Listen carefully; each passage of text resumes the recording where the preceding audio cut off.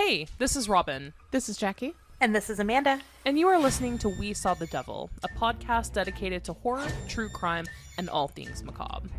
If you want to follow us between shows, don't forget to check us out online. You can go to our website at www.wesawthedevil.com. You can follow us on Instagram at We Saw the Devil Podcast or on Twitter at We Saw the Devil. And if you want to follow specific co-hosts' social media, you can find the links to those on our website as well.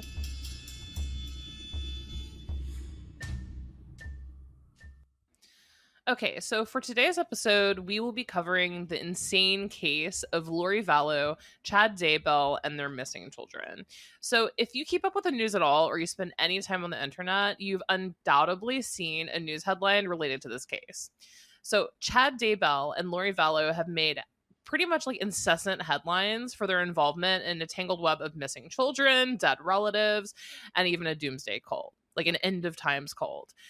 Just last week, Lori Vallow missed a deadline to produce her children, who haven't been seen by anyone since September. And I'm going to go ahead and call that the deadline heard around the world, because last week, I believe it was on Saturday, she missed the deadline, and it was pretty much the headline on every single news network. Now, everyone is shocked by this case, and no one really seems to understand where the kids are or why Vallow and Daybell haven't actually been arrested and brought in for questioning. The children literally have not been seen since September, and nothing seems to be happening. Vallow and Daybell are still out and about in Hawaii and doing, their day-to-day. So this case is incredibly complicated, bizarre to say the least, and there are currently a lot of moving pieces and a lot of people involved as well. So tonight we're going to try to break down the case and kind of start from the beginning, because this case is just literally batshit insane. Amanda, when was your first exposure to this case?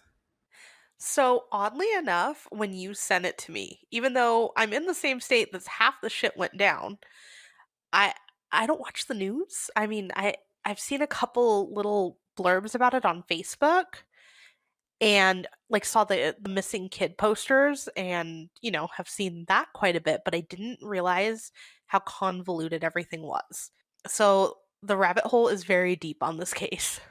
Yes. And Jackie, what about you? I heard about on the live news. It was kind of crazy. They actually had to give an outline of the characters because it's just a cult. Have you guys ever seen a case where they have to give you a cast of characters? Like, there are just so many people involved and so many names that even just on a generic news story, they literally have to give you the outline with pictures and almost like a web. I can't say I have. Not like this. No, like, for two missing kids, which is horrible and sad in its own way, but then you can't even just say, oh, these kids are missing. You have to go, these kids are missing, and here's the background why it's so much more crazy than the average missing kids case. And there's so many different theories, kind of like the Alyssa Lamb in a way, where, you can totally go on the spectrum of cult and craziness, or, murder, or even that they ran away. There's so many different aspects to it. No, there are countless aspects. So with this case, it may be difficult at times for people to follow along because there are so many people involved. So we will have the full cast of characters and a timeline on our website. If you ever have a hard time listening to this episode, please feel free to reference wesawthedevil.com, where you can, kind of stay in the chronological order of happenings. But in discussing the case, I figured it would be the easiest way would to be start from the very beginning with Lori Vallow. So Lori Vallow is the central figure of all of this. Now, I'm not going to get into background, biography, anything really like that. That's not really relevant to this case. But we're going to just kind of start with the relevant timeline, if that works for everyone here too. Yes. So if you've seen the case, Lori Vallow, by all accounts, she's blonde. She's absolutely gorgeous. She looks kind of like your upper middle class, Arizona blonde woman. I mean, she's very kind of unassuming, and you don't really look at her and see crazy. I mean, do you guys think she looks fairly normal? She does. Agreed. Yeah, she looks like the average, I don't know, blonde woman that you'd see. She's pretty. Yeah, I think so. I think that you'd probably meet her doing yoga. Yeah, like you would see driving a Tahoe and taking her children to soccer practice. Or she's a doctor or something. Yeah. Like she's your dentist. So Lori Vallow is the central figure behind this entire madness. So she's been married 5 times. She's currently on marriage number 5, and she has 3 children. Now, the children in the center of this case are Tylee Ryan. She's 17 years old, and JJ Joshua Ryan. He's 7 years old. So we're going to start kind of where this all began and go through the entire timeline. So Lori Vallow, her first husband was a high school boyfriend. They married in 1992 and divorced sometime in 1994. His name is actually unknown. In 1995, 1 year after they divorced, she marries her second husband, William LaGoya, in Travis County, Texas. Now, they have 1 child named Colby, and then began divorce proceedings just 1 year later. In 2001, Lori marries Joseph Ryan. So Joseph Ryan adopts Colby, the son from the previous marriage, and they have a daughter together named Tylee. 4 years later, in 2005, Joseph files for divorce, and that's finalized. A year later, in 2006, Lori marries Charles Vallow in Las Vegas. Now, this makes Charles Vallow husband number 4. Charles and Lori adopt Charles's grandnephew, JJ, also known as Joshua. So as of 2006, we have Tylee and then an adopted child named JJ. In August of 2007, enter Alex Cox. Alex Cox is Lori Vallow's biological brother. Now, he's arrested in Austin, Texas for aggravated assault in the 2nd degree against Lori Vallow's third husband, Joseph Ryan. Alex had used a stun gun against Ryan and threatened to kill him. And Ryan had just finished a supervised visit with his 4-year-old daughter, Tylee. And Ryan injured his back and sprained his wrist in a fall. Now, Alex Cox spent 90 days in jail for this assault, which is relevant information as we continue. Now, fast forwarding all the way to 2014, Charles and Lori moved to the Hawaiian island of Kauai with JJ and Tylee. Okay, so in April of 2018, Lori Vallow's third husband, Joseph Ryan, is found dead. The autopsy lists heart attack as the manner of death. Now, another character is Chad Daybell, whom Lori is currently married to, and we'll have more on him later. But in December of 2018, Chad Daybell and Lori Vallow do their first podcast together called Time to Warrior Up. This is a far-right religious kind of doomsday prepper podcast, and Lori had apparently become obsessed with Chad Daybell and his kind of doomsday prepper group. In January of 2019, Lori Vallow and Charles Vallow are having severe problems.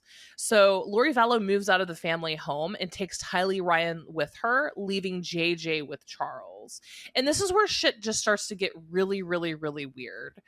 So in January of this last year, 2019, Lori and Charles are still married. They're living separately, but still married. They're supposedly trying to work on their marriage. Lori Vallow allegedly transfers $10,000 from Charles Vallow's business account into their own personal checking account before moving money into an unknown account. So Lori Vallow is actually stealing money from her, husband, who she's now separated from, and moves it into kind of like an off-the-grid checking account. She then, the next day, transfers an additional $25,000 from Charles Vallow's business account to her joint account, and then from the joint account to another unknown checking account. So as of right now, in 2 days, she transfers $35,000 away from her separated husband's business account into their joint account and then off to one that he wasn't even aware of. So already she's, as you can see, she's starting to bleed his business account dry. Also on that same day, she tells Charles Vallow, she tells her husband, she was a god assigned to, quote, carry out the work of the 144,000 at Christ's second coming in July of 2020. She told her ex-husband that if he got in the way of her mission, that she would kill him. And this is where they should have just put her down. This is where they literally should just have put her down. It's broken. Goodbye. It is broken. Exactly. Yeah. So the very next day after she, tells her what would you call him? Not separated, her Estranged husband? estranged. Yes, thank you. The day after telling her estranged husband that she's a god, she calls him and tells him that she's going to kill him as soon as he returns from his business trip, and says that there's an angel waiting to help dispose of his body. Because that's sane. And she also threatened to destroy him financially. That's also sane. Yes. So Charles Vallow, obviously fearing for his life and is kind of like, what the fuck is going on, contacts the Gilbert, Arizona Police Department in regards to a harassment call. So police say that Lori would be allowed to go to the facility to talk to staff, and if not, she would be taken involuntarily. So there's kind of a scuffle. Charles has her purse, and it's this absolute big mess. But the police in the document states that they found Lori to be in a normal state of mind and only slightly upset. She showed no signs of mental distress as she described what was going on, and she actually seemed to be in a good mood. She just took $35,000 of his money and she wanted her purse back. Yes. She could have just bought a new one at that point. Like, move on, lady. Well, and also just to add how they think she's so normal, her daughter's friend and her family also said that she was a great mom. Like when they moved to Hawaii, she flew her daughter's best friend to Hawaii to spend time with her so that she could still have her social life. So that's kind of the mom on the outside people thought they were looking at. Everyone thought that she was a great doting mother to both of her children. Now, JJ, also known as Joshua, one of the current missing children, also has severe autism. That's actually why she and Charles adopted JJ, is that he actually has severe autism. So, Lori has Tylee and JJ, and then an older son from a previous marriage who at this point is Colby, who at this point is old enough and out, on his own. Okay, so this is where things get really, kind of fly by really quickly. So in February of 2019, just a couple days after all of this mess, and Charles Vallow, contacts the police department, and he's like, hey, my estranged wife is literally threatening to murder me. He's on a business trip, right? So, he goes to the airport and finds out that Lori had canceled his flight. So Charles had to buy a $600 last-minute ticket to come back to Arizona. And so I'm sure he's like fuming and pissed about that, right? Like, my estranged wife just canceled my flight out of fucking nowhere. I arrive at the airport. I don't have a flight, had to pay an ungodly amount for a last minute ticket. His plane finally arrives in Phoenix. And guess what? His truck is not there. Lori Vallow had used her spare key to literally take his truck, to add insult to injury. Wow, that's kind of like crazy genius in an evil way, like fucking with her ex-husband. So Charles rented a car and then went to her home, where his wife and kids are, and the house was empty. Oh my Everyone God. was gone. It gets worse. So Charles is trying to communicate with Lori, and he claims that it took her 3 days to tell him where she'd left the truck. Now, the next day, to make matters worse, Charles Vallow is threatened with legal action because he was not able to meet payroll for his employees due to the $35,000 that Lori had withdrawn from his account. So apparently, Charles owns his own business, and he owed about $22,000 in commission to a few contracted employees. And when Lori took that money out of his account, he wasn't able to actually pay them, and so was immediately threatened with lawsuits. So February 6th, the very next day, is the day that Charles Vallow realizes that Lori Vallow transferred 2,000 rent-a-car points out of their joint account.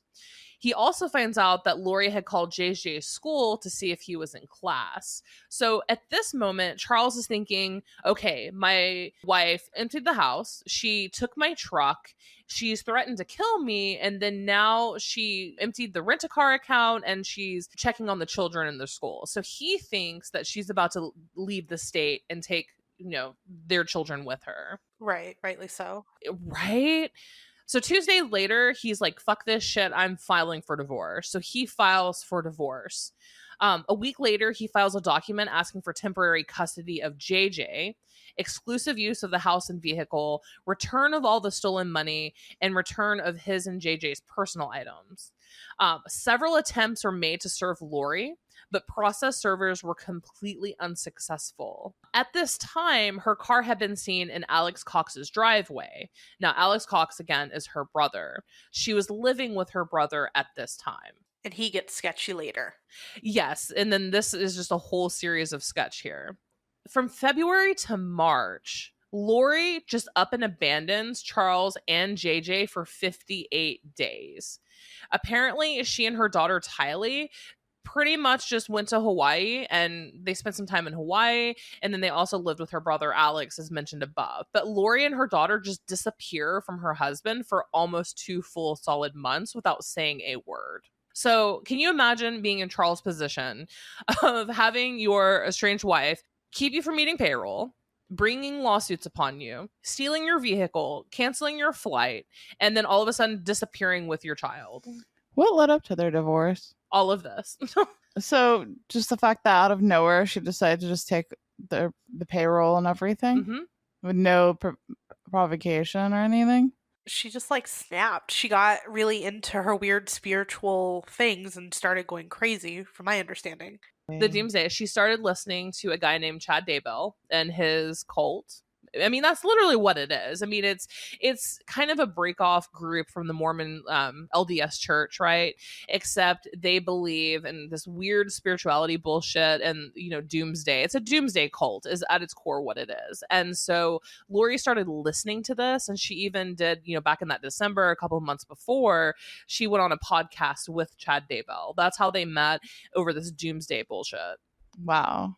I'm so excited for some of our guests now. Right. All right. So to make things even more fucking weird, right? So after all of this stuff, after everything that Lori put Charles through, in March, just a couple weeks after this mess, Charles files to dismiss the divorce proceedings. He's like, no, I want to try to work on this marriage. So March 6th, the court approves his dismissal of divorce proceedings. So he's halting the divorce. After all that. Mm-hmm. The next day, he withdraws his son, JJ, from school in Arizona and then moves with JJ back to Houston, Texas. So currently, apparently that worked out for like a day. I don't know exactly. You guys have speculation on why? Because the court, he is like, no, I want to work on my marriage. And then he immediately takes his son and goes to Texas with him. So it sounds like he knows that she's batshit crazy and wants out of the marriage, but was either placating her or doing something to keep his child. It could have been games. Yeah. To try and hold her at bay. I mean, she sounds like she's pretty evil at the core. Right. And then splitting up the kids, though, because you can tell that they have a very good bond based off of like little videos that have been shared and like, I don't know if they're Snapchat or Instagram or something, little videos with like filters on them, but they seem like they're very bonded too. So separating them probably didn't go over well. And especially because he is autistic, from my understanding, you want to continue a routine. I know he even had a service dog to help them. Yeah, and then we'll get more into the service dog in a moment. Enter a new character. So Melanie Boudreaux. Now, Melanie Boudreaux is Lori Vallow's niece. She's married to Brandon Boudreaux, right? So Melanie and Brandon are married. Melanie is Lori's niece. Now, Melanie has also gotten into this doomsday shit. Melanie has been listening to Chad Daybell and has gotten into the LDS doomsday shit as well. Brandon seems to be a pretty, with it guy. She asks in June of 2019, Melanie asked Brandon for a divorce. Brandon's completely blindsided. He said, I thought I had a happy marriage. It was just really overwhelming. And he links their divorce to this doomsday cult. Now, this may sound really random, bringing up, Lori Vallow's niece out of nowhere. I promise you it is actually relevant. Okay, so that's early of June of 2019. A couple weeks later, June 20th, Lori moves into her rental home in Chandler, Arizona. So Charles Vallow is in Houston, Texas with JJ, and Lori Vallow is in Chandler, Arizona. So they're separated. The children are separated. By all accounts, they're still married, but everything is pretty much done and over with. They're living separately. So here's where shit hits the proverbial fan and where all of this stuff gets so weird. July 11th of 2019, Charles Vallow travels from Houston, Texas, and is basically visiting his children and his ex-wife, and he is shot and killed by Alex Cox, Lori Vallow's brother. Amanda, do you want to talk a little bit more about that?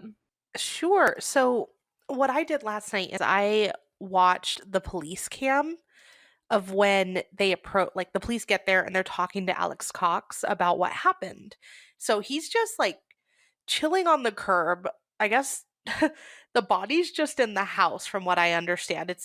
It breaks up and the audio is cut here and there, I'm sure just to protect their names and maybe their information. But he's the only one there. And his story is a little odd. I feel like it breaks at times because he says Charles is there, he's upset, he's fighting with his ex-wife or estranged wife. The kids are present during this, and I think he says Tylee gets a bat and brings it into the living room at one point, but then he also at one point says there's a bat in the living room. So who knows? And she tries to break them up. He takes the bat from her, and then I guess the mom's just like, I'm going to take the kids to school, or take JJ to school, and leaves, but for some reason takes his rental car, if I understand it correctly. So she's gone. Kids are gone now, supposedly. And then he has the bat, and he, I guess, hits Alex in the head with the bat. So then Alex, instead of, being like a normal person and getting away from the situation, he goes into his room that he was staying in. He's not actually living at the house. He's just there for the night, I guess, or for a little while visiting. He goes into his room and gets his gun, then goes back into the living room and shoots Charles because he comes at him with a bat again. Now, that's his story. The cop then asks something like, and then what did you do next? And he says that he went to put his gun away and to clean his head, which, I'm sorry, if he's cleaning his head, which means there's blood, which means you have a head injury, he's speaking very calm and collected on this curb, not like he has a big head injury from a bat. And then also the police at no point, at least of this video, there could be more, obviously, more footage, but they don't say, do you need medical help? Like, let's see this wound. Not at all. They don't even, react to it. And I feel like if you got hit in the head with a bat, someone would be reacting to that. But anyways, so he goes, he puts away his gun, he cleans off his head, and then he calls the ambulance. So if you just shot someone and you didn't want them to die, wouldn't you immediately, if it was self-defense, call for help? Instead of going and like washing your head, put away your gun. For all we know, he like sat there and cleaned his gun. Like, I don't know. So the video is on YouTube, the Chandler police cam. And he's just so calm and collected. And for just killing a family member that he says he had a good relationship with in the past, no one's going to be that calm. Now, during this video, she returns with Tylee. And it's all blurred out. I don't know why they blurred their faces. Everyone knows what everyone looks like. But she returns, and they're just like standing on the other side of the street waiting. And I feel like if you came up to your house and you saw a bunch of police officers and fire department and all of that, wouldn't you be running and like, I don't know, acting more crazy in a sense? Like, oh my gosh, what happened? Is everyone okay? Who's dead? Whatever.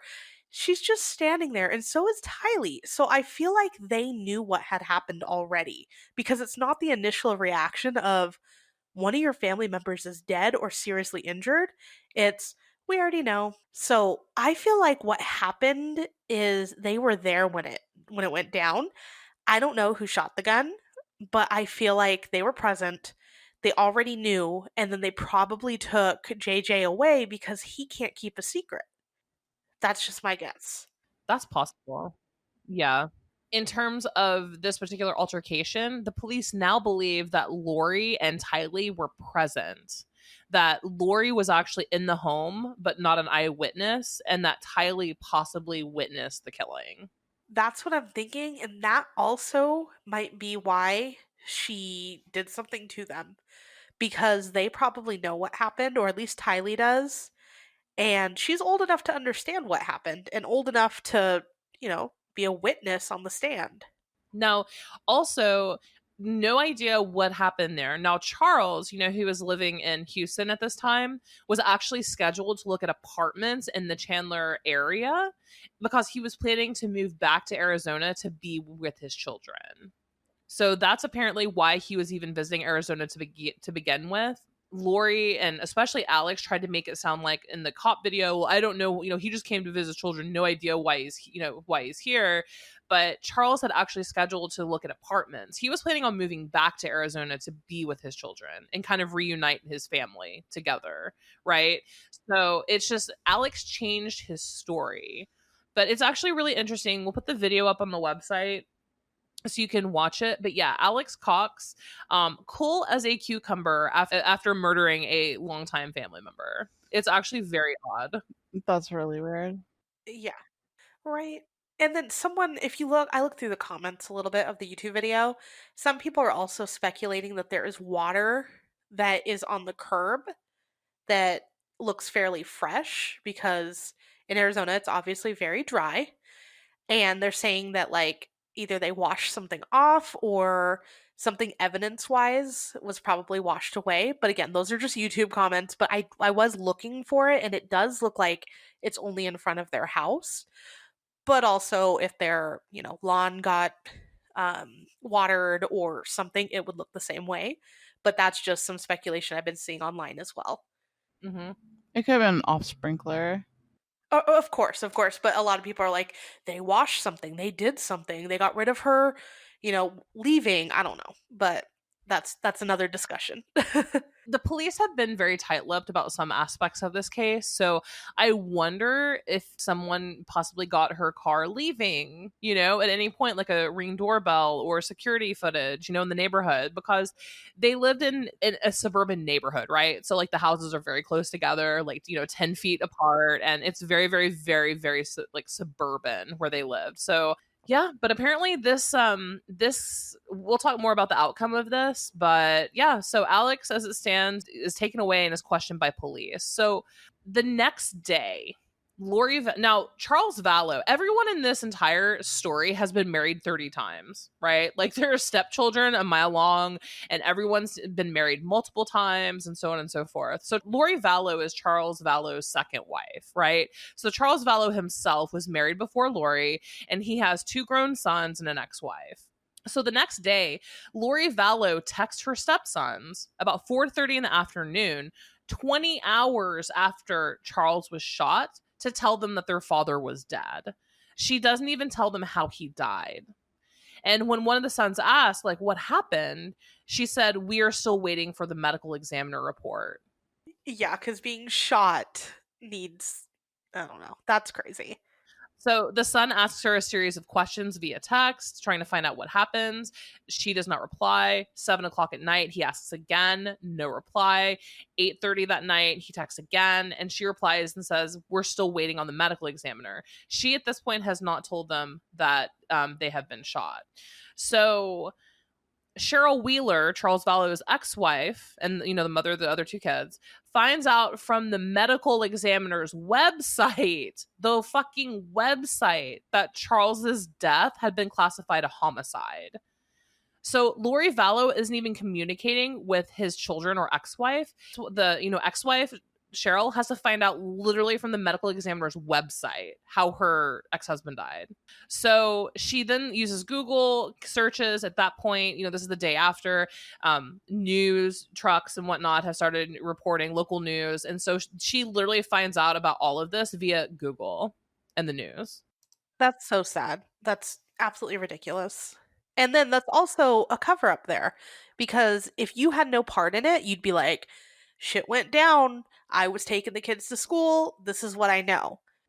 But no, she's being very secretive and creepy. Yeah, she's being very, very creepy. So also the next day, right? This is July 12th of 2019. So Cheryl Wheeler just found out that it was classified a homicide. And Lori finally sends a text message to Charles's oldest son and says, I'm still waiting, working on arrangements and sorting things out the best I can. So 2 days have now passed and she still refuses to tell his family what happened. The next day on the 14th, she leaves a message for one of his sons and says, inviting him to talk to her. On the 15th now we're reaching 4 days after his death. One of Charles's adult sons texts Lori Vallow again saying, hey bitch, it's been 3 days and we still have no fucking answers about our dad. What is going on? And the text message actually read, the only information we have is that one text from you saying he passed away. You disappeared after that.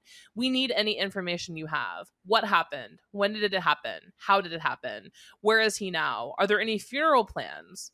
He later asks why Colby and Tylee haven't contacted them at all and why Colby didn't answer his call. He ends the text with, this isn't a nonchalant topic you can just throw a text at and be done with. So Lori is acting massively shady. Any comments from you guys up until the point where Charles has died?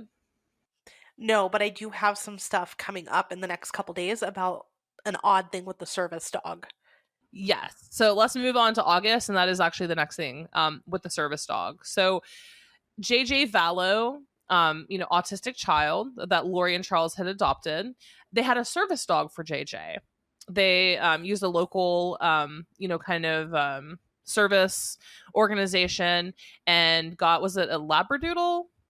So they went through a Gilbert dog trainer and got a golden doodle puppy back in December of 2017. Yeah, they're super cute. Same with Bailey. And basically the goal was JJ would wander off and get distracted, and the doodle was there to help keep him calm, help him sleep, help him stay in bed, and help him with his anxiety, which I guess once trained, it was one of the first nights that JJ actually slept in his bed all night long. So very helpful family member to have as far as a service dog. It definitely helped him. It's true. And Lori and Charles had spent $7,000 on this dog. Worth it. Absolutely worth it to get this dog for JJ. So magically on August 9th, now we're almost a month after Charles's death, right? JJ has his service dog. Lori Vallow puts the service dog up for sale. Right. And I actually have something extra on that. So Arizona ABC 15 had an article posted on the 10th of this month, so February 10th. And the dog trainer, it's Neil Mestes. If I'm saying it wrong, I'm so sorry.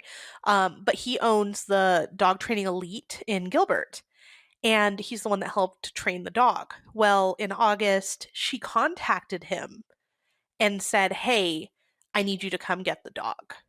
And he was super confused because, it was performing its task. It was helping JJ. But yeah, she calls him and says, we need to get Bailey a new home. She said her husband passed away and they were moving to Idaho. And he just thought it was super strange that they're getting rid of it. So I guess he actually did go to the house. So he goes to the Gilbert home to pick up Bailey. So I don't know what he did with Bailey after that. But here's what he says. He said when he got to the house, JJ was in the backseat of the SUV with his tablet. She, otherwise Lori, was loading bags in the car. She asked me if I had found a home for Bailey, and I had said no, I hadn't. I didn't have time to do that. She said, well, if my daughter asks, just say that you have, because she's really upset about all of this. I said, okay, but the daughter never came out, and I never saw if she was there. So in August, we know JJ was still with Lori, but he did not see Tylee. And then he found out about what happened to the husband being shot and all of that. So no idea, but at least that's a known account that JJ was still there. Mm-hmm. Now, a couple weeks later, now don't forget that Lori has another son from her second marriage named Colby, right? He's a full-grown adult. August 30th of 2019, Lori Vallow stops by the workplace of Colby Ryan, her oldest son, to tell him that she, Tylee, and JJ were moving to Idaho the next day. Colby says that he didn't ask why they were moving and didn't find out. All he knows is that Lori came to him and said, "We're moving." He did not hear from anyone really again until 3 months later, until November. Damn, he didn't care where they went. Pretty much. So August 31st, Lori Vallow moves with Tylee and JJ to Rexburg, Idaho. Okay, so there we have that. Now, also to note, so remember Alex Cox, Lori's brother who killed her estranged husband? So he just moved into the same apartment complex as Melanie Boudreaux, Lori's niece, who's also getting into this doomsday shit, right? So Lori's brother is now living in the same apartment complex with her niece, who's getting also into this doomsday cult. So let's move now to September, like a couple of days later. Lori and JJ and Tylee are in Idaho. Lori enrolls JJ at the Kennedy Elementary School in Rexburg, and she emails JJ's school in Chandler, Arizona, and says that she needs to withdraw him. So she didn't even withdraw him before she moved. She just moves, enrolls him in a new school, and was like, yeah, called after the fact. She told staff on the phone that she'd accepted a position in California, which is not true. That's a lie. And also that his father committed suicide. That's kind of deep. Yeah. That's some fucking lies. So, yeah. So she says that they were in California and that his dad committed suicide. Not true. They're currently in Idaho, and her father was murdered by her brother. And his father was murdered by her brother. And you would think they would have known that, being a school, a local school in that area, and especially with that headline up there, you would think that they would have known about the murder. You would think. So maybe off chance they didn't. You have to go off that, I guess. So JJ is actively going to school at this point, right? Like, he is actively going in, and he has been seen in attending school at Kennedy Elementary. September. I wasn't sure of that. I've read two different things saying that he never actually ended up going, and when asked, she said, "Oh, I've decided to homeschool." See, I've read that he was seen at Kennedy Elementary between the 6th and the 23rd, apparently, were the dates of his attendance. And then the 23rd is the last day he attended. And then on the 24th, she unenrolled him from school. Got it. I did watch The Neighbor, too. There's an interview with the neighbor next door, because I guess JJ and his kids were friends, and they would play. Yes. So Lori took JJ out of school. She told administrators that she would be homeschooling him, and JJ was not with her when she went to the school to unenroll him. He was not present with her. Also on that same day, right, September 24th, that's Tylee's 17th birthday. She was really active on social media, apparently. And on September 24th, that same day that she unenrolled JJ, it was Tylee's birthday, and she had no social media posts, no nothing. No one had heard from her. And that is weird for a 17-year-old girl. Now, just since you mentioned social media, I did kind of poke around because I was honestly curious if we had any mutual friends on like Facebook, because they are from a city, or lived in a city, that I do have some friends and family that live in there too, like in that area. We don't have anyone in common though, so I couldn't see much. But her friend Vasia, I don't know if I'm saying her name right either, Vasia, she posts a ton of videos and pictures of her and the kids too. And I've noticed that her mom also changed her profile picture to the girls, so them when they would hang out.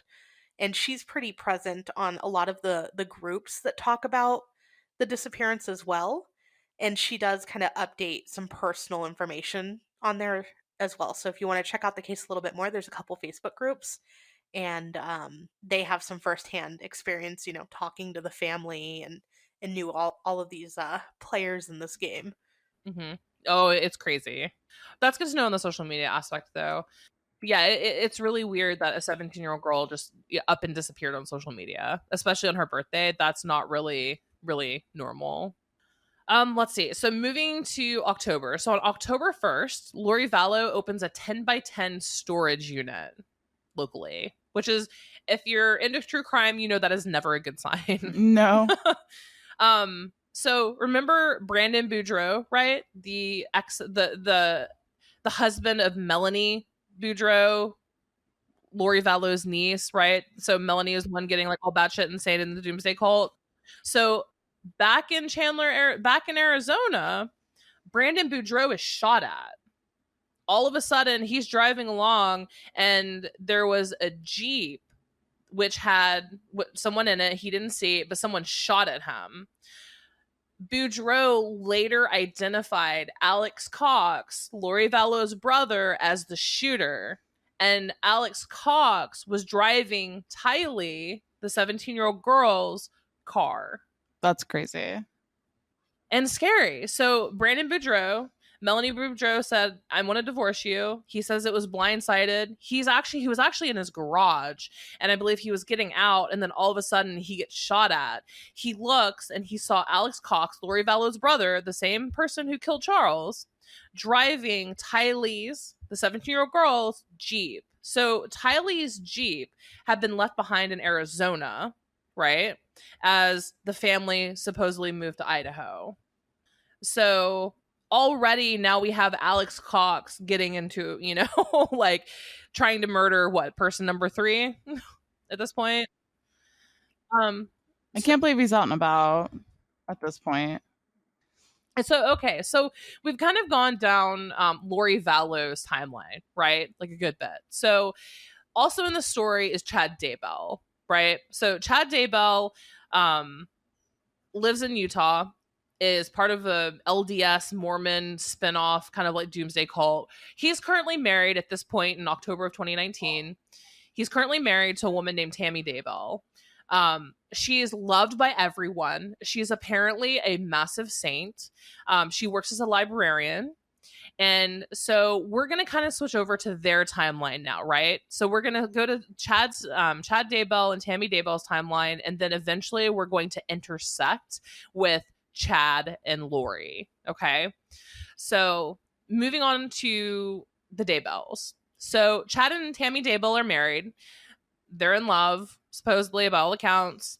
And so on October 4th of 2019, so this is 2 days after Brandon Boudreaux was shot at, right? Back in Arizona. Tammy visits her parents in Utah. Chad Daybell claims that Tammy needs to go visit her parents in Utah. He says that he was told from God that she needs to go.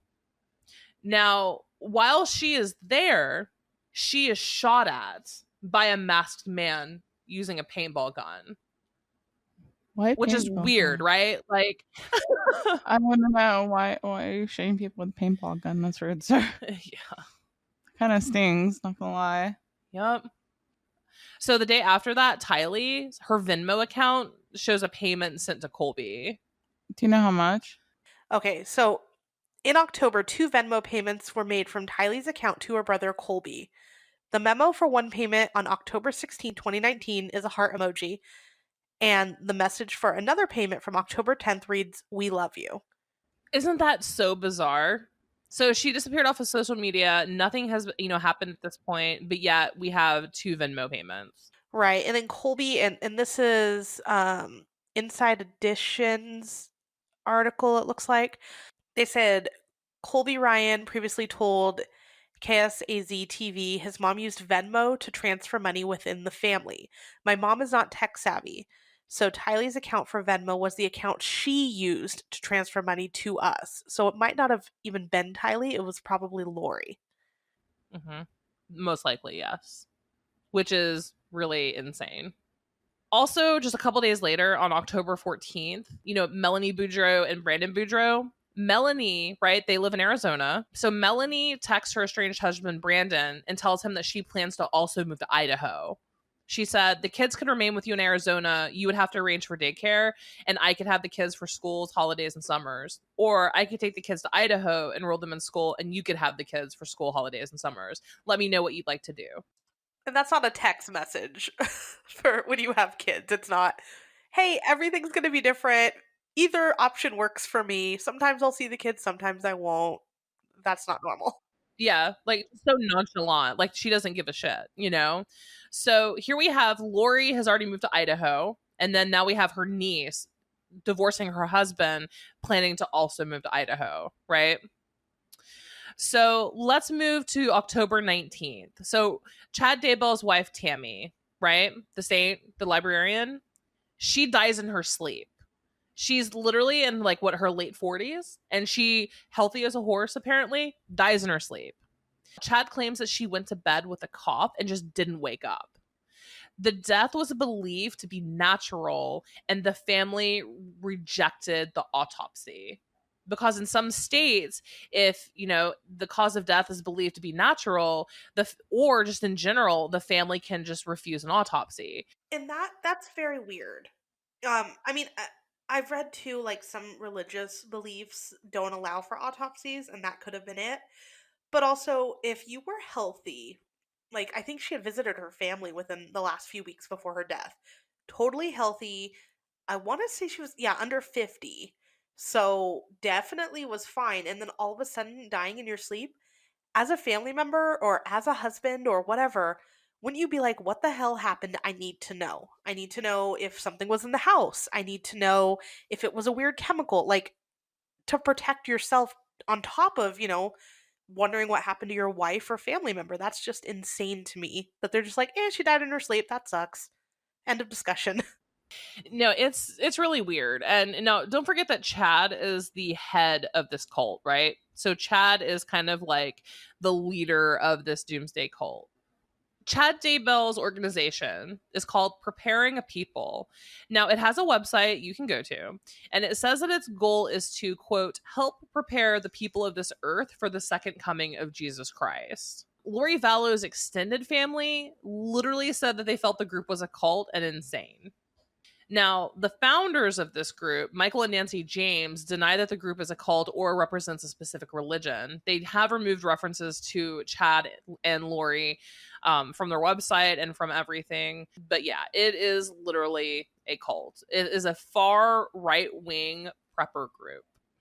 That's pretty much like the only information I have on, unless you have anything else, Amanda.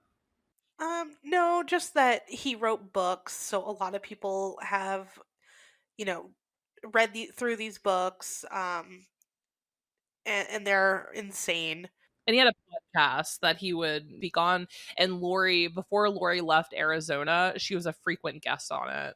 He apparently prophesied the death of his wife, supposedly. How convenient that she ended up dead. I say if anyone believes you're gonna die, you should probably go, man. Yeah. And then wouldn't you be even more curious, like, if you prophesize that and be like, well, how did it happen? Like, what happened to her? Mm-hmm. Do you think he poisoned her? Or suffocated her or something? We will get to that. Now, so on October 22nd of 2019, Tammy Daybell is buried, right? Like, she's interred. Now, also in late October, remember Colby, the oldest son of Lori Vallow? He's been texting with Tylee this entire time, right? So he claims that in October that the demeanor behind her text changed. He started calling and FaceTiming her, but she would never answer. And apparently Tylee always had a reason for why she couldn't FaceTime, but she would text back. And Colby says that it just did not sound like her. And Colby said it was just bouncing back and it just didn't seem normal. And that in late October is when Colby, the oldest son, started piecing things together, apparently. Right. And for a 17-year-old girl not to answer her phone, something's weird. And also in late October, Tylee's friends back in Arizona are starting to receive text messages from her as well. Tylee has not been seen by anyone, but her phone is still texting people and family members that she knows. And I haven't been able to find the actual text, but they say that they're not very personalized. They're very basic, so it could have been coming from anyone else. Like there's one that says an October text reading, "Hi, miss you guys too, love ya," was sent to a concerned friend, and that's Fox News. Which apparently is very unlike Tylee. She was very personable and talkative. So, and here's where things get weird. In November of 2019, now at this point, Lori and Chad, right? Charles is out of the picture. Tammy Daybell has been out of the picture.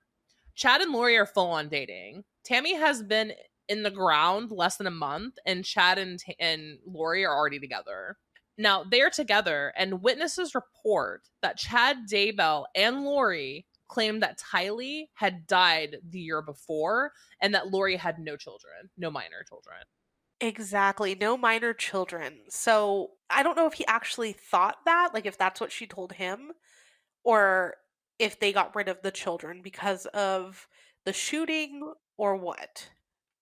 But a year ago, no, she's in the police video months before that. So that's clearly a lie. Like, there's a video of at least her that the police have that's a real source that she was a living, breathing girl. She wasn't being puppeteered or anything like like that other person thought for the elevator video. Like, she was there. Lori Vallow literally said, "No, my daughter died a year ago and I have no other children. Like, no minor children. So, like, JJ doesn't exist." So, moving on to November 4th, right? A couple days later, Lori and Chad marry in Hawaii. And you can see their wedding photo. They hired a fucking photographer and they're on the beach and they're playing ukulele and smiling and kissing and like all lovey-dovey on their wedding day. That's some Sweeney Todd shit right there. There is. And there are no children to be found. None. Nope. And I heard that the photographer started trying to get like the news sources and stuff to pay for the pictures. So they are around, but sometimes they're a little hard to find. Even Sweeney Todd loved his fucking kid. Okay, like, what kind of like low life are you to make meat pies out of your fucking kids? It's crazy. I mean, they just show up in Hawaii. So November 4th, Lori and Chad get married. This is less than a year from Lori Vallow's husband dying, and then literally, was it almost a month? Less than a month, like 3 weeks after Chad Daybell's wife Tammy died, they get married in Hawaii. Now, they're in Hawaii, and on November 7th, a couple of days later, they meet with Jeannie Martin about renting a room from her home in Kauai, Hawaii. According to Jeannie Martin, after claiming to receive a, quote, sign from God about moving into her home, she asks about Tammy Daybell's recent death. Chad Daybell answers via text, "She helped me reconnect with Lori so quickly, and it helped my children move forward." So I don't know what you want to make of that. Or how Jeannie Martin, the person, like, how did she know about Tammy's death? Like, had news reached Hawaii already? I mean, it must have. And then also recently, I don't know if we should say it yet, but now that all of this is going down, they actually went for her body now, Tammy's body, to do an autopsy. They exhumed her body. Because after all this shit started going down, people are like, okay, Lori and Chad are literally leaving a sea of dead bodies behind them in one way or another. Let's exhume Tammy Daybell's body. Remember how Lori's third husband, Joseph Ryan, remember how he supposedly died of a heart attack? Lori had him cremated. Apparently, everyone says was very, very random. Supposedly died a very healthy 40, like late 30s-year-old man died of a heart attack, and Lori immediately had him cremated.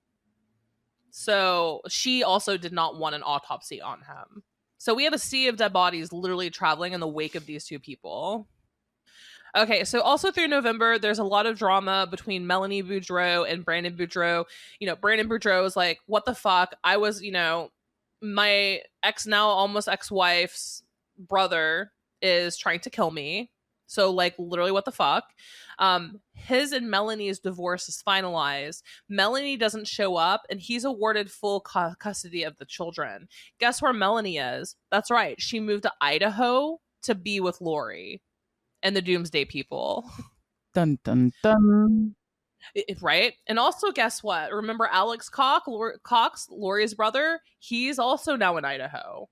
So on November 24th of 2019, Lori and her brother Alex visit the storage unit that Lori rents in Rexburg for the last time. They stayed for 4 minutes, and there is now CCTV footage of them removing things from the storage unit. Oh, God. Right. Have you seen it, and what do you think that they were carrying? Because it looked heavy. It looked very heavy. It looked very, very large. Didn't they remove a child's bike too? There's a whole video that one of the, let's see, New York Post I just saw. There's a few others. And they actually have the security footage, and then they actually have footage of what was in the locker as well.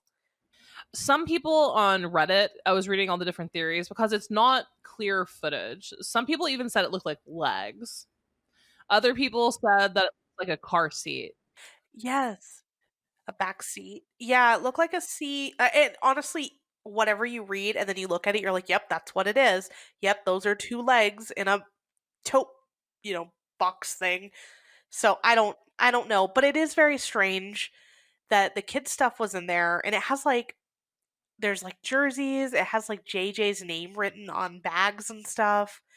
And then also when they disappeared, one of the neighbors said JJ's toys were still on the front porch. So all their stuff, and I'm sorry, a little kid, especially with autism, just routine is important. Having his stuff is important. Feeling secure is important. So I don't know what happened to him, but I feel like if he was alive, they would be trying to keep him as calm as possible. And then Tylee not having her phone and not talking to her best friend, where, I mean, looking at Facebook and the videos of them together, that is her person. They are together all the time, or at least talking, or I don't know. And she has no idea where she is. That's weird. So now the children have been gone for have not been seen for over 2 months, right?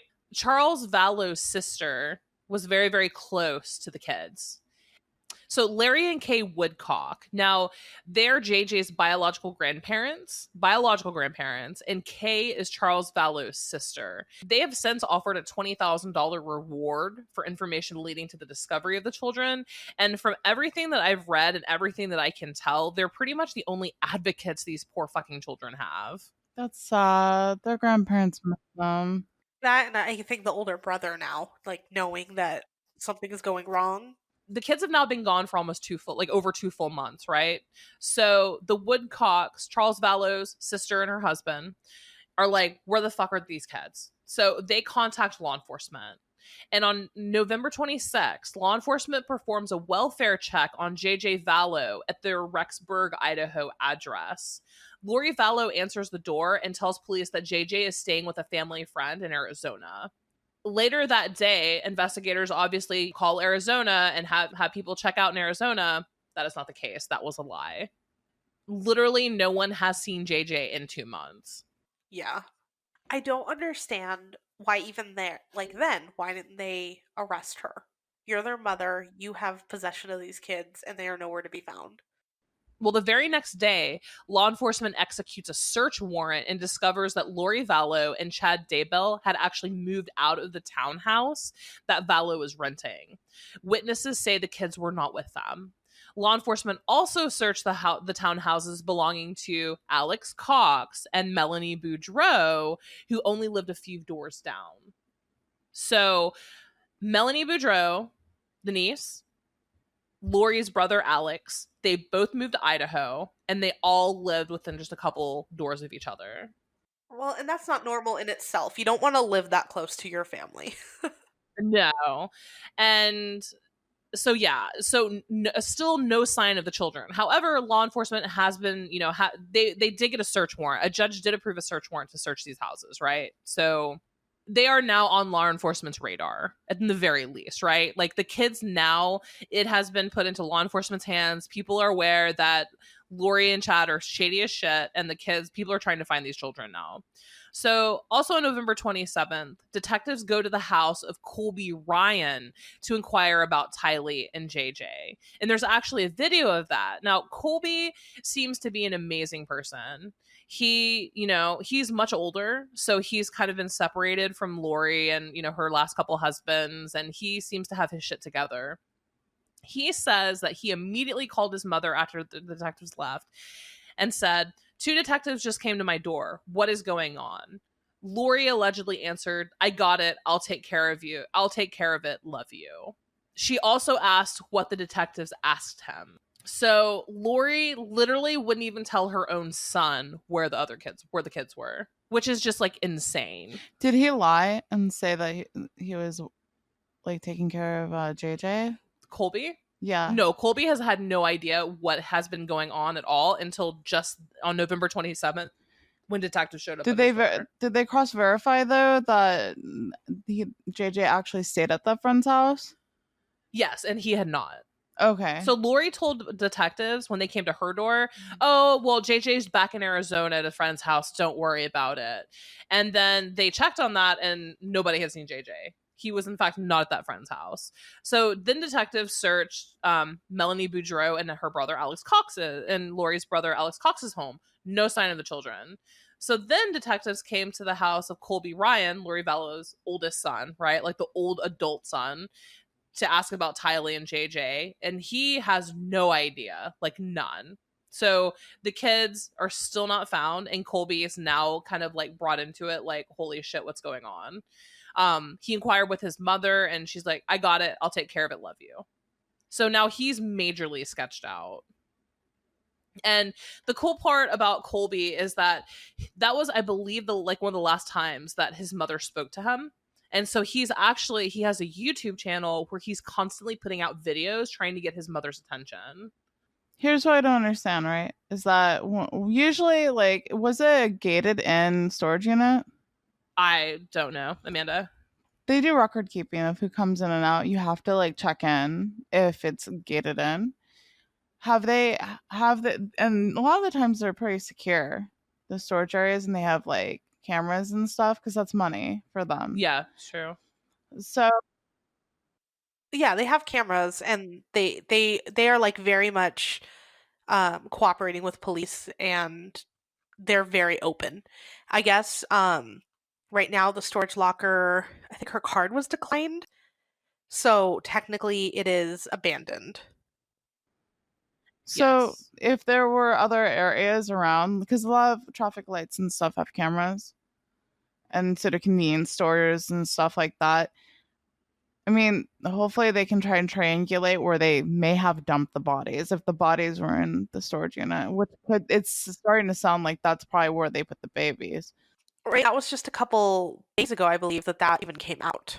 Yeah, it was actually just like 3 days ago where the police finally released the footage. But the footage is from November 29th of 2019. So Lori's brother Alex. So Alex Cox, right, has been living in Idaho, right, getting to know and twitting about with these Doomsday people. He goes to Las Vegas and he marries Zulema Pastines. Please correct me if I am wrong. Pastines or Pastines. They go to Las Vegas and they get married. Now, new character for the cast here. Zulema is an avid Mormon, an avid LDS member, and self-professed emotional code practitioner. On her LinkedIn profile, she actually lists cuddling as one of the services that she provides. That's a good service, okay? So she marries Alex Cox on November 29th of 2019. Also, remember Melanie, Lori Vallow's niece, who also moved to Idaho, who just is freshly divorced? She marries also someone in Las Vegas. Also another Mormon, far-right LDS member of the church. They all travel from Idaho to Las Vegas and get married. So they're marrying into the cult. Like, they're marrying into this, like, you know, group. So now we're in December, guys. So the kids still have not been found. No one has seen these children. I mean, while Elvis is doing more marriages. Yeah, exactly. So Elvis is performing marriages in Las Vegas for cult members, and meanwhile, 2 children are still missing. So on December 6th of 2019, Chandler, Arizona Police Department serves a search warrant for all of JJ's records at Life Academy, where he attended before Lori Vallow moved him to Idaho. And does anyone know if anything really came out of that? It sounds like they're trying to nab her for some sort of negligence. Yeah. How old is he at that point? 7. Oh, so if he's not in school No. and she can't prove his enrollment or homeschooling, she's going to get in deep shit. It They're seems trying like to get something. Exactly. It seems like police are trying at this point to get some sort of reason to, like, arrest Intervene, her. yeah. And exactly. they're so that way they can get more warrants and probable cause and stuff. Yeah, that makes perfect sense. Because at this point, and if you go on any article, Reddit, like any discussion of this case, everybody's like, why the fuck hasn't she been arrested yet? You cannot arrest someone purely on suspicion. You have to have some sort of evidence to actually go off of. You can do search warrants, you can investigate, but you cannot do something until you actually have a reason to arrest someone for it. You can search for it with probable cause, but you can't arrest with probable cause unless you have. She's not cooperating. Well, isn't that like enough? Just not cooperating with police, not failing to, like, you lied to police. You lied to the police about where your kids are already, and then you didn't bring them when they asked you to. I feel like that's enough, like, at least to hold her. In Idaho, right? A lawyer has said there are no signs of life, but also no signs of death. And without that, it's nearly impossible to bring the couple to extradite them back to Idaho. And so that's the problem. Chad and Lori have moved to Hawaii. And that's actually the next piece in this discussion, is that they moved from Idaho to Hawaii on or about December 10th. They move into a condo at the villas in the Prince community of Princeville, Hawaii. So they have fled the state. Now, since this investigation has been so far local to Idaho, you know, like the missing children, they were last seen supposedly in Idaho, they can't go to Hawaii and arrest them. They can't just, like, you know, arrest them in Hawaii and bring them back. So not only did Lori and Chad flee the state, they fled the fucking continent. And they're living in $1 million condominium community in Hawaii as of December 10th. I mean, he has all the royalties from his books and stuff. Yep. So what day are we at now? We're currently on December 11th. So on December 11th is the day that Tammy Daybell's remains are exhumed by the Fremont County Sheriff's Office with the assistance of the Utah Office of the Medical Examiner. An autopsy is conducted. Now, the warrant stated there is probable cause to believe that the hereinafter described property of persons presently located within the hereinafter described location is connected with the commission of public offenses, to wit, conspiracy to commit homicide first degree, which occurred on or about July 11th. So police and investigators are pretty sure at this point that Chad Daybell may have killed his wife. Well, once the autopsy is done, I think they're just waiting on that. I feel like it should be done by now, though. Just not released. It's not released. I feel like the police are probably holding on to a lot of information. All right, so let's get into it. Amanda, do you want to talk about Alex? Because this is really where things take another, like, insane turn. Yeah, so on December 12th, then Alex Cox died. So was it his wife's son, I believe, that found him unresponsive in a bathroom and called the police. And Fox 10 Phoenix on February 3rd on Facebook has the transcript of the 911 call. And basically just he was unresponsive. They try to do, it looks like they were trying to walk them through how to do CPR. The 911 operator says, okay, is he moving at all? And his response is, he's breathing. Basically, they're trying to get him to do CPR, but he's saying he's too big. Like, too big to move and put on his back. And he says he also had lost control of his bowels. Yes, yes. So that's the way he found him. And then at one point, doesn't he ask? Oh, it's okay. I'm trying to find it. It's quickly. It's a few pages long, but I want to say like they ask what his name is, and he only knew his first name. Yeah. That's exactly what I was gonna say. He didn't know he only knew his first name, and he didn't know he was actually they were married. Yeah, he had no idea. So that just seemed really strange to me for this 911 call. Just, I don't know who he really is. He's just up here, passed out. Yeah, clearly they were very close and knew each other for a very long time. Yeah, passed out because they say, "What is your emergency?" And he says, I have an older male here named Alex. Like, I'm sorry, your mom's husband is not the older male here named Alex. That's just a weird way to say it. He's just passed out here in on my bathroom. Again, transcript. So, and I understand it's a scary situation. It's just you should know your mom's husband's name. No, that's pretty much it. Currently, so he died of suspicious causes, and the police have been so tight-lipped. There is nothing released about Alex Cox's death. Nothing. So he murdered Charles Vallow. He threatened to murder Lori's, husband before that, and all of a sudden he ends up suspiciously marrying into this Doomsday cult, and then winds up dead himself. What if he's cursed? What if the main leader is just cursed and he's killing everybody by accident? God.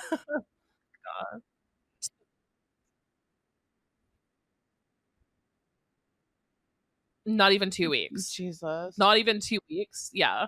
So he married this woman on November 29th, and by December 12th, like 2 weeks later, he's dead. So moving on finally to December 20th, Rexburg, Idaho Police Department officially announces an investigation into the disappearance of Tylee and JJ Vallow. So finally, now the children have been missing for 3 months, the police department finally decides to open an official investigation. And the FBI actually joins in. So the FBI are actually now involved. It took them long enough. Like, for kids' disappearances, it has to be quick to find them alive. Exactly. And now we're going on 3 months. The next day... If there's no missing report, they can't. That's true too, huh? It's very hard. You have to file missing children's report for them to initiate the investigation. And their grandparents are the only ones who care. Yeah. They're playing the system, is what they're doing. Who is coaching her on this? Because this is a lot of moving around. This is being at, the right place, right time, where she gets to avoid a ton of stuff. And yeah, full on lying to the police. Oh, he's in Arizona. I just feel like anyone else would have gotten caught by now. She's been playing a lot of diverting attention and bouncing people around, and then bouncing herself around. Like she's buying time. Yeah, like she tells the police, "Oh, he's in Arizona," and then after they go to corroborate that story, she and her husband move. So she's definitely playing the system and the legalities behind it. And I feel like she has like an attorney or lawyer, or someone with a legal background is assisting her with this. Or she's just really fucking smart. She could be a sociopath. Oh, she definitely is sociopath. Actually, multiple people have called her such. A lot of sociopaths are very intelligent. We'll get to theories and what we think happened in a moment. Let's finish up because we're almost at the end of this. So the next day after that, Rexburg Idaho Police Department announces the investigation, they actually verbally call Lori Vallow and Chad Daybell persons of interest in the disappearance. A couple days later, Sharn Bothlick of Rigby, Andrus, and Rigby, an actual, legal firm, issues a statement on behalf of Lori and Chad. So they basically are pretty much claiming we didn't do anything wrong. Leave us alone. Like literally, they hired attorneys to pretty much say that. Now, December 27th of 2019, a couple days later, Chad Daybell's friend, Julie Rowe, who was also in the LDS cult, claims that both she and Chad had a vision where angels told them that Daybell's wife, Tammy, would die. She also claims that she knows the kids are safe. She says that in her visions, I do know the kids are safe. I can see them. I can see their energy and that they're in a bright house. I can see they're in the living room where they are. I can see they're comfortable in their beds at night. In my brain. In my head. Because they're probably not comfortable. Her visions told her, okay? Jesus Christ. Yeah. What a fucking loon. Yeah, they'll have that. Now, also 3 days after that, right? 3 days after Julie Rowe gave her her interview, the Idaho Police Department issues a press release stating that they know that the children are not with Lori and Chad, and that they have information indicating that Lori, quote, knows either the location of the children or what has happened to them. They also say, we strongly believe that Joshua and Tylee's lives are in danger. We are aware that in the weeks after Tammy Daybell's death, Lori and Chad told witnesses that Lori's daughter had died a year before the death of her father, which is untrue. Around that same time, Chad told another witness that Lori had no minor children. So it seems like December 30th, the police department is starting to actually finally piece things together and get bits and pieces, interview witnesses, and are like, holy shit, these children are in severe danger at this moment. Seems like they're allowed to finally. Yeah. And that's ridiculous. I mean, I understand not wanting to screw over someone's name or get in trouble in that sense. But I'm sorry, there's 2 children that are missing. They are not in school. The family hasn't heard from them, and they're not answering their phones. I feel like that should be reason enough to at least invest, take them in for questioning, hold them because they keep moving. I mean, well, aren't they in contempt from not producing the children when asked? Well, they don't actually have a right to hold them, though. Nope. They have to have something on them, and they don't have anything. The judge has not approved a warrant for contempt. And the deadline was last Saturday. That's so on the why? judge. So why? We don't know. I mean, we only see what's being reported, okay? So we actually don't know what's happening. So let's move up to last month, okay? So we're literally last month, January 3rd, right? The Rexburg, Idaho Police Department and the FBI finally searched Chad and Tammy Daybell's former home in Salem, Idaho. Law enforcement takes 43 different items. Don't know what they are, but law enforcement went and took 43 items.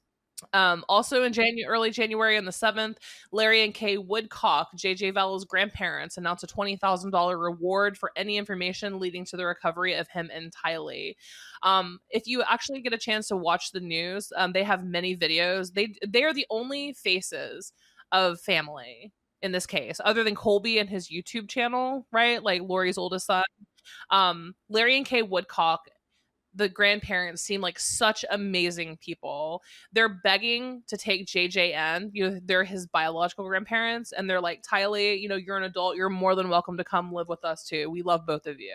And they are the only faces. So on January 7th, they offer a $20,000 reward leading to the recovery. Remember how, what's so fascinating about this case is that, video footage, CCTV footage, all of this shit just comes out over the last couple weeks, has just come out. But it's of things that happened like a year ago. So January 13th is the day that the body cam footage, the 911 call, and the police report from the day Charles Vallow was shot is obtained by Fox News 10.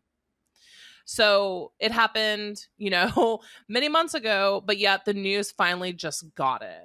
So on January 25th, right, now we're less than a month ago, just a couple weeks ago, law enforcement in Kauai, Hawaii serves Lori Vallow with a child protection order from Madison County's prosecutors in Rexburg, Idaho. It required her to produce Tylee Ryan and JJ Vallow to Idaho Department of Health and Welfare by January 30th. So she was served. She was physically served by a process server with a child protection order requiring her to produce these children. The next day, now law enforcement in Hawaii is on their case. So the very next day, law enforcement in Hawaii sees Lori and Chad's rental car and search both the car and their home. So Nate Easton from East Idaho News actually has flown, right? So like news agencies from all over the country have now flown to Hawaii to try to track them down, because here's what's so weird. Lori and Chad are going about their damn daily business in Hawaii. Like, people, news and journalists are following them as Lori's going to the gym. Like, she's happy and skipping with her husband and going to the gym, and they're like, where are your children? Where are your children?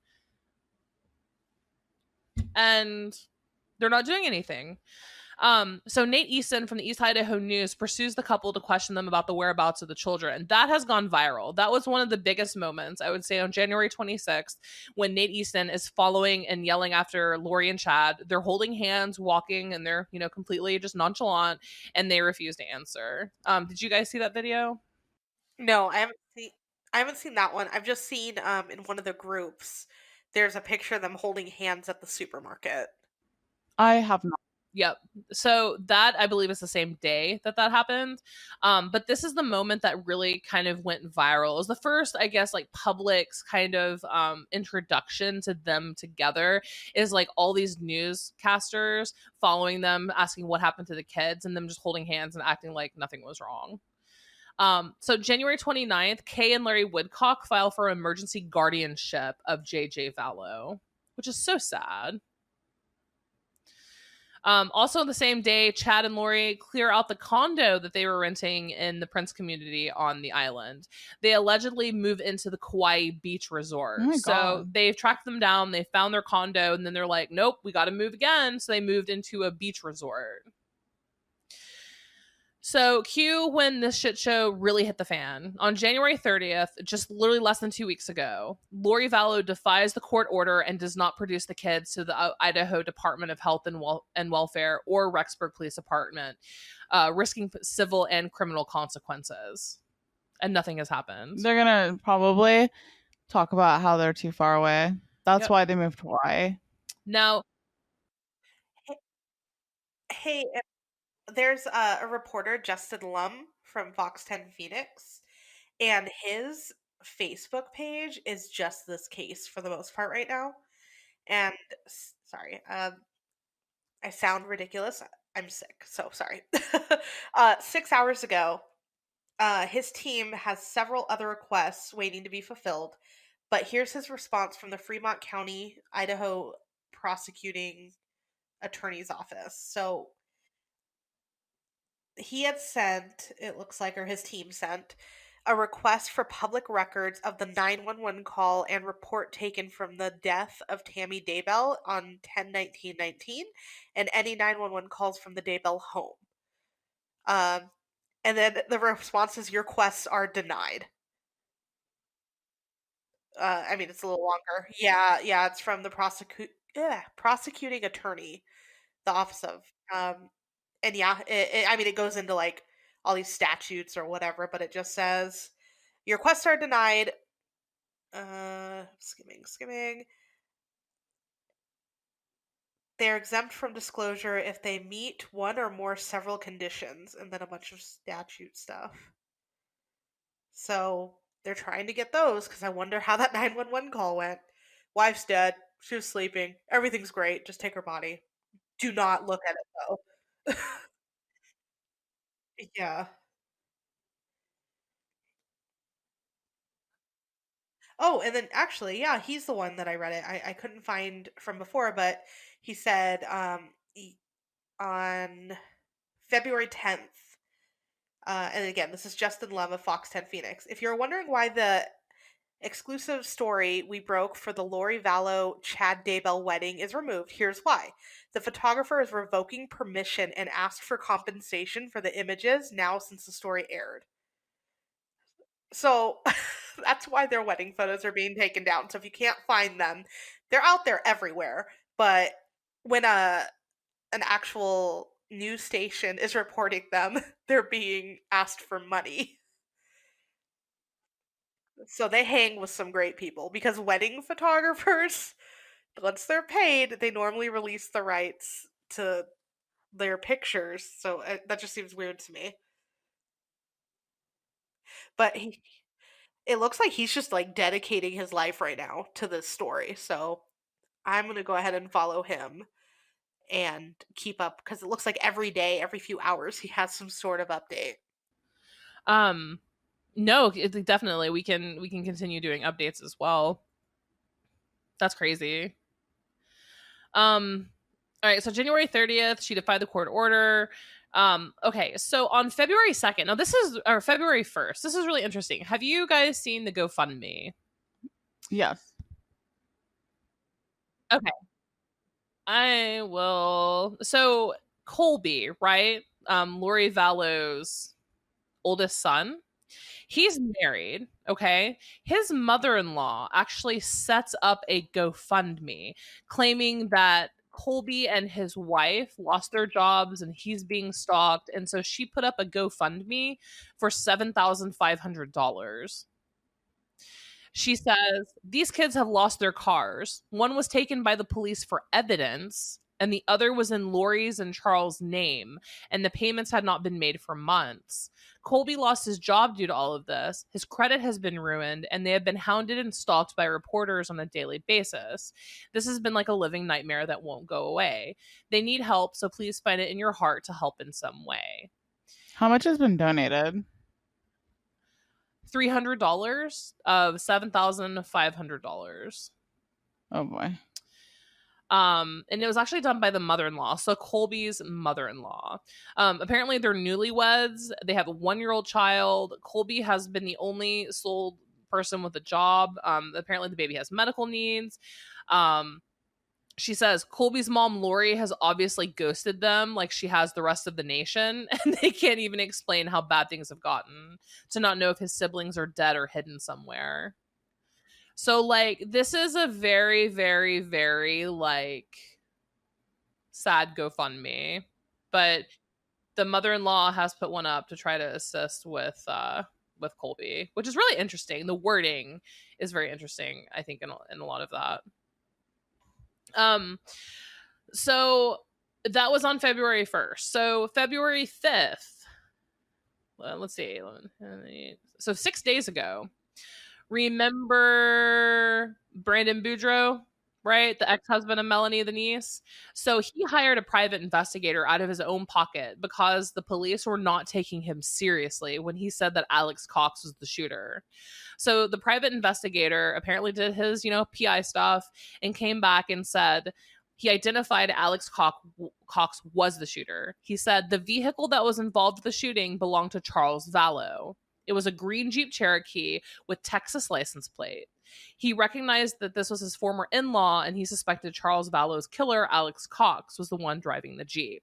So Brandon Boudreaux, ex-husband of Melanie, Alex Cox also did, in fact, it is now accepted that he did try to kill Brandon Boudreaux, that Alex Cox did, which is just so weird.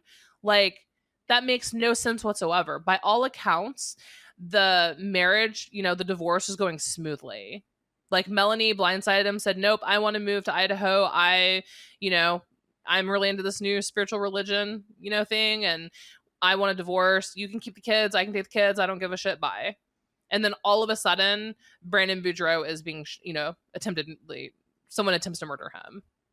So it is now accepted information as of 6 days ago that Alex Cox was the shooter. Further, so now there's been no news pretty much for the last week until yesterday, actually. So the big news and the very last piece of information, actually, is that law enforcement just found Tylee's cell phone with Lori. Oh, shit. So Lori has been, in fact, the one with Tylee's phone. And that's the last piece of information. Amanda, have you seen anything in the last, less than 24 hours?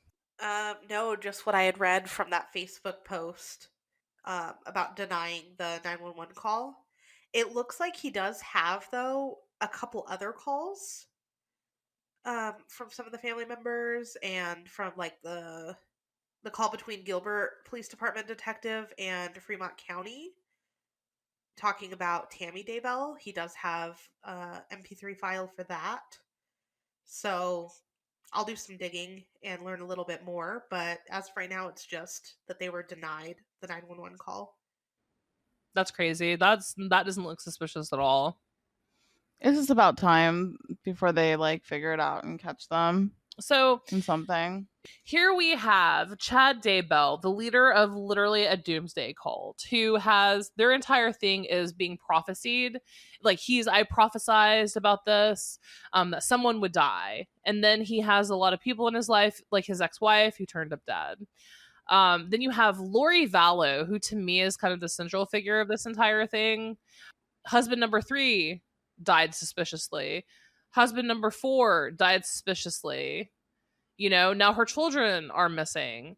Her niece's ex-husband attempted murder. Like, it's just so much crazy shit that's happened in this. So my question for you guys is, it sounds to me like Lori has been, I guess like husband number 3, Joseph, the one who died supposedly of a heart attack and then was promptly cremated. I guess it's possible that was a coincidence, but like this weird shit really started happening after she met Chad Daybell. Usually money motivates these things too. These kind of like widower killings. So it'd be really interesting to see like the monetary gain behind it. It's truly, truly, truly bizarre. Multiple people have come forward though and said that Lori was acting crazy and that she got really, really into his books and, got on the podcast and stuff. So is this a case of a woman who just got, kind of like brainwashed? Is she literally a Black Widow / sociopath?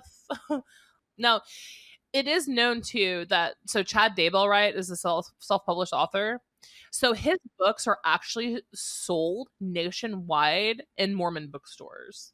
The LDS Church said Chad is known for his other novels such as Chasing Paradise and the Emma trilogy, as well as nonfiction books for youth, including The Aaronic Priesthood and The Youth of Zion. Is Lori going to be the one writing these books with him? Oh my gosh, some of these books are insane too. They're selling. No, well, I mean priced insane. Sorry, no, they're all absolutely insane. But the Celestial City right now, the paper book, or if I could talk, paperback. It's not from Amazon. I mean, it's on Amazon, but sold by someone else. Someone has it priced at $860.48. So, I mean, if you guys want to read some crazy shit from a psychopath. So he probably, I would assume, if his books are still being sold in Mormon bookstores, that's where his money came from to be able to move things around. Some of it. Yeah.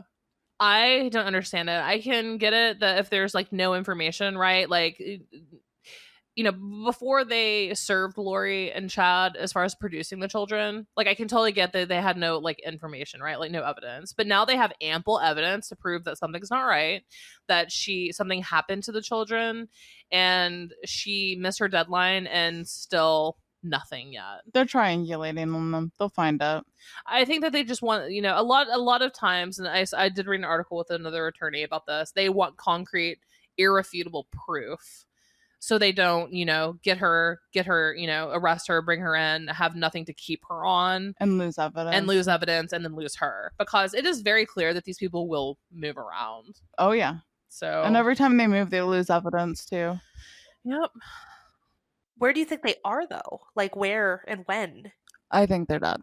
I think they likely witnessed something. I think that they witnessed Charles's murder, and I think that Lori decided to kill her children and take off and start a new life with Chad. I think the plan was to start a new life anyway, without her children. I don't know. I don't know who killed them or when they were killed, but Charles actually said in his divorce, the initial filings for like when he said he wanted to divorce Lori, that Lori had made multiple statements about how she did not want children and how she did not want to have anything to do with the children. So I think that pretty much like makes it obvious there as far as like what. Right. Well, he would have taken the kids too. I mean, had he not been murdered. Right. I think he would have to. He came to be close to the children. That's why he was, trying to move from Texas to. So maybe Tylee was first. I don't know. It's all speculation, but the one thing is for certain that this is definitely probably going to come to a conclusion at some point. I don't foresee this being an unsolved case. No, I think every morning now, if you just Google it and go to news, there's an update of some kind. Almost every day. So I think that, we're going to get a conclusion every day. New info is leaking out. So I think we're quickly approaching the conclusion of this. Right, and we'll share too what we see and some of the sites that we talked about and timelines and all that fun stuff. But we want to hear too. I mean, I like hearing what other people think, and I've been reading a ton, but it's all over the place. So I want to hear other people's thoughts too, because some people swear that they are being hidden by the cult somewhere, like that they don't want to be there, but the cult has them and they're in hiding.